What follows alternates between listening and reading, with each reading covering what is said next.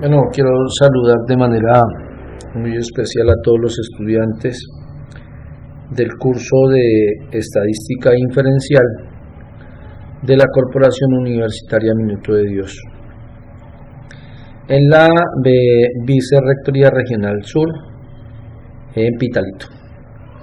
Quiero también saludar a los demás estudiantes que por tema de la pandemia, siendo de otras sedes como por ejemplo Garzón, Neiva, Florencia o Mocoa, pues también nos acompañan.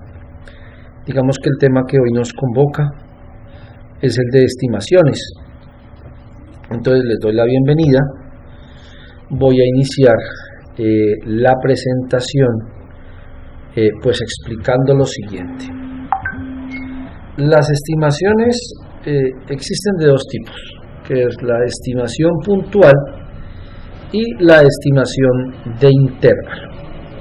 En todo caso, lo que se busca es lo que estamos representando en esta gráfica, que es la relación entre la población y una muestra, entre parámetros y estadísticos. Entonces acá vemos un cilindro un poco más grande que el que se encuentra a la derecha. Vemos que tiene algunos elementos, algunos círculos azules que los representamos como elementos y al cual vamos a llamar población. Recuerden que la población nosotros lo representamos siempre con la variable n mayúscula. Y acá también tenemos una porción un poco más pequeña que hace referencia a la muestra, que también tiene algunos elementos. La población se puede entender como ese conjunto de elementos, personas o cosas que son seleccionados para un estudio estadístico. Para conformar una muestra hacemos una selección aleatoria, es decir, todos los elementos probabilísticamente hablando tienen el mismo chance de ser elegidos y conformar esa muestra. Esa muestra, como ya lo habíamos mencionado en varias ocasiones, habíamos dicho sobre la importancia de que sea representativa, ¿cierto? Representativa, habíamos dicho la necesidad y la obligatoriedad de que esa muestra sea representativa para que las conclusiones que nosotros hagamos a partir de esa muestra pues también sea correcta. Además, esas características o esos parámetros de la población dice que son desconocidos. Y en este caso, esas características o estadísticos de la muestra me dice que son conocidos. Por eso, a partir de esos estadísticos de la muestra, nosotros hacemos un análisis, ¿sí? Y llegamos a una conclusión o a una serie de conclusiones. ¿De qué se trata este tema de la estimación? De hacer una estimación a partir de los datos de una muestra y de acuerdo a las conclusiones que nosotros podamos llegar a partir de esa muestra, lo apliquemos a la población, ¿sí? Entonces, por ejemplo, si decimos que el promedio, por ejemplo, me estoy inventando un caso cualquiera, decimos que el promedio del peso en kilogramos de los estudiantes cuando ingresan a primer semestre, por ejemplo, del programa en Administración y Seguridad y Salud del Trabajo de la Uniminuto Pitalito, por poner un ejemplo cualquiera, es de 60 kilos.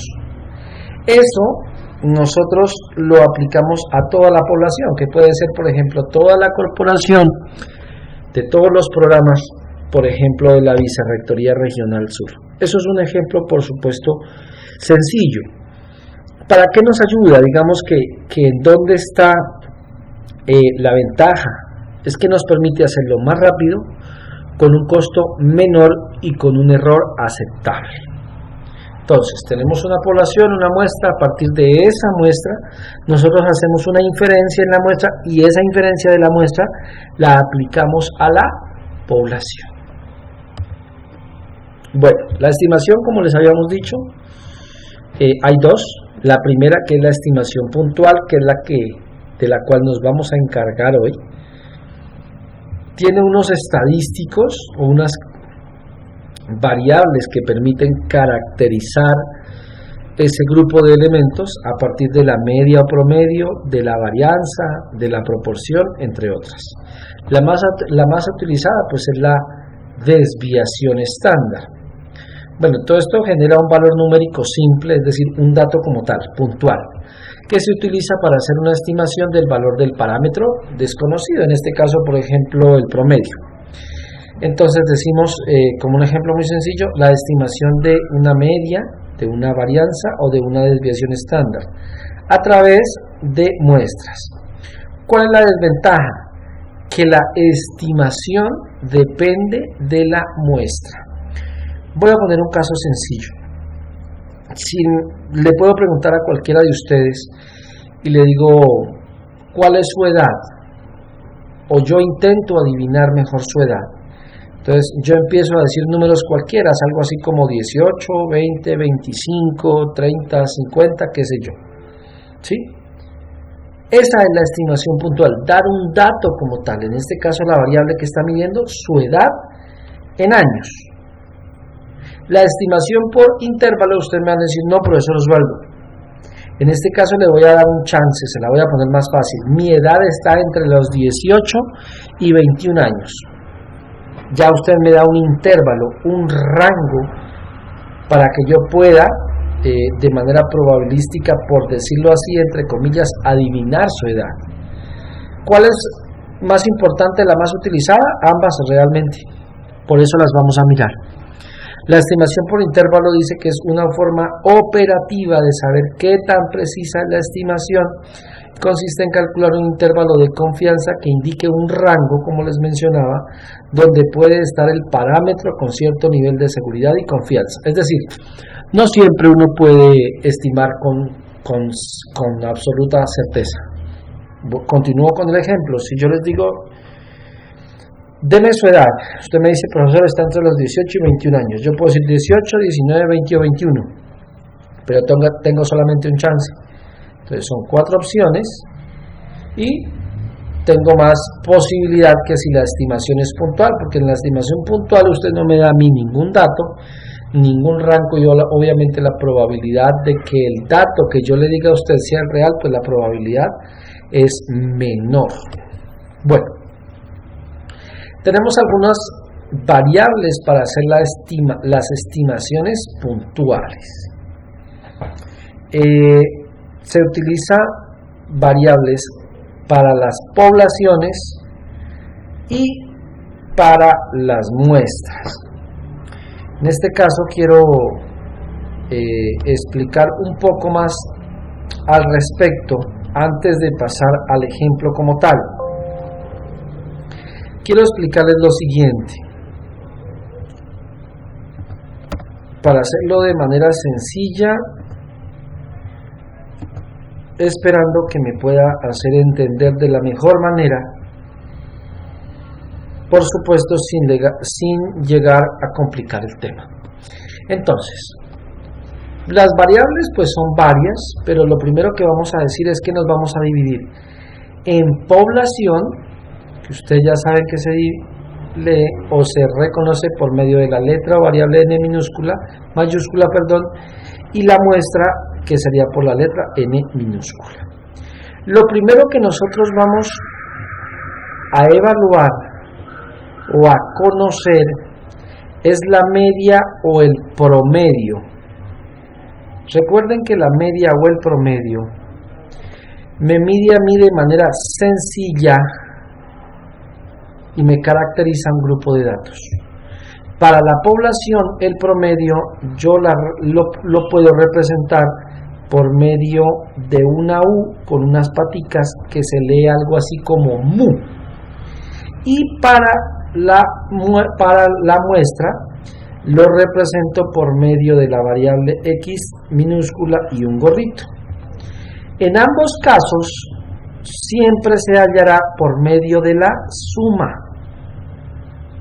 suma de todos los elementos de la población dividido entre el tamaño de la población, es decir, entre n mayúscula. En el caso de la muestra, también siempre va a ser una sumatoria de todos los elementos. Recuerden que esa x sub i que estoy representando tanto en la población como en la muestra me representa todos los elementos. Por ejemplo, el número de accidentes laborales, el número de infectados por el virus COVID-19, el número de personas mayores de 60 años, el número de motocicletas importadas al país, el número de empresas que declaran renta en cierto departamento, etcétera, etcétera. Y aquí ya no lo divido entre el tamaño de la población, sino entre el tamaño de la muestra. Muy bien, ese es el promedio, que es muy fácil de representar y es muy fácil de hallar. Entonces, si te dan, por ejemplo, 10 datos, sumo el valor de esos 10 datos y lo divido entre 10 y ese va a ser el promedio. Ahora, vamos a encontrar algo que se llama varianza. Yo aquí no lo escribo completo porque se me dificulta demasiado, pero en todo caso, la varianza, tanto en la población como en la muestra, se representa de la siguiente manera. Primero lo voy a representar para la muestra. Se representa por medio de la variable s cuadrado. Y es igual a ¿qué? Una fórmula que es muy sencilla. Es la sumatoria de dos datos que se están restando, que están elevados al cuadrado y que están divididos entre n. ¿Qué va acá dentro? Del paréntesis va x sub i menos el promedio. Y ahora voy a hacer lo mismo, pero para la varianza, pero para la población. Ya se representa por medio de la letra griega sigma, está también elevado al cuadrado, está también dividido, arriba va una sumatoria de dos variables que se están restando, que van elevadas al cuadrado y que son la resta de cada elemento, pero en este caso de la población, menos el promedio de la población, pero recuerden que el promedio de la población es mu. Y eso ya no dividido entre n minúscula, sino entre n mayúscula, porque estamos hablando de la población. Pero la varianza como tal no nos dice nada en estadística. Necesitamos conocer la desviación estándar. Y la desviación estándar, como ya se los había explicado a ustedes en el curso de estadística descriptiva, no es más que la diferencia, el promedio de la diferencia entre la medida de cada elemento y su promedio. Suena un poco raro, pero matemáticamente es muy sencillo. La desviación estándar para la población simplemente es la letra sigma, ya no con este exponente 2, y simplemente es la raíz cuadrada de lo que me dé en la varianza, es decir, la raíz cuadrada de la varianza. Solo eso. Obviamente, por tener una raíz cuadrada, obtendrá un valor positivo y un valor negativo. Y la desviación estándar, pero para la muestra, no es más que, de la misma forma como lo hicimos para la población, no es más que la raíz cuadrada del valor que me dé en la varianza. Y listo, allá tenemos las fórmulas que nosotros podemos hallar. Más adelante les explicaré el tema de proporción también. Entonces, acá están las fórmulas del promedio para la muestra, que es la sumatoria de cada sub i sobre n. la varianza que la sumatoria de una diferencia que es entre cada elemento y su promedio elevado al cuadrado. El libro aquí sí nos quedó un poco diferente, porque en el denominador utilizan n-1, es decir, donde nosotros colocamos n, el libro coloca -1, pero nosotros no lo vamos a hacer. Y la proporción, que no es más que una división, que yo se los quiero explicar mejor más adelante con un ejemplo sencillo. Es muy fácil de entender con un ejemplo. Bueno, vamos a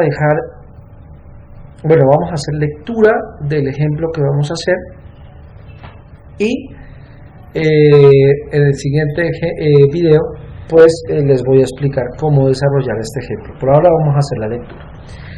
Dice lo siguiente: considera el caso de una compañía de suministros clínicos que produce jeringas desechables. Cada jeringa está cubierta por una envoltura estéril que a su vez se empaca en grandes cajas de cartón corrugado. Debido al proceso de empaque, las cajas de cartón contienen distintas cantidades de jeringas. Como las jeringas se venden por pieza, la compañía necesita hacer una estimación del número de piezas que hay por caja para propósitos de facturación. Tomamos una muestra aleatoria de 35 cajas y registramos el número de jeringas contenidas en cada caja, tal como se muestra en la siguiente tabla. Es decir, aquí están las 35 cantidades que corresponden a la cantidad de jeringas por cada una de esas 35 cajas. En la primera parte me dice: hallar la estimación puntual del promedio de la población, es decir, de mu, por medio del promedio de la muestra. Es decir, primero hallamos el promedio de la muestra y eso lo aplicamos al promedio de la población. Segundo, suponga que la administración de la compañía de suministros clínicos desea estimar la varianza y o desviación estándar de las jeringas de la distribución del número de jeringas empacadas por caja. Y al final también me hablan a mí de una proporción. Dice: suponga que la administración de la empresa desea estimar el número de cajas que llegarán dañadas a su destino por mal manejo en el traslado. Podemos verificar una muestra de 50 cajas a partir del punto de embarque hasta el punto de arribo en el punto de destino, y luego registrar la presencia o ausencia de daños. En este caso, sí encontramos que la proporción de cajas dañadas es de 0,08. Entonces, por ahora eso. Voy en el segundo video a explicar cómo desarrollaríamos este ejemplo pues de manera completa.